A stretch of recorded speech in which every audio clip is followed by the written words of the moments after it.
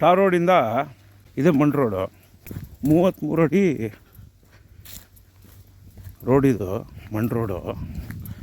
ಬೆಂಗಳೂರಿಂದ 87 kilometre ಮೆಜೆಸ್ಟಿಕ್ಕಿಂದ East facing ಇದೆ ಜಮೀನು.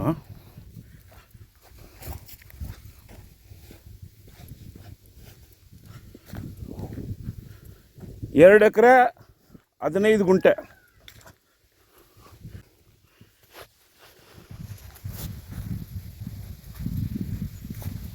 ಅಕ್ಕಪಕ್ಕ ತೋಟಗಳಿದ್ದಾವೆ, ತುಂಬ ಚೆನ್ನಾಗಿದೆ ಜಮೀನು.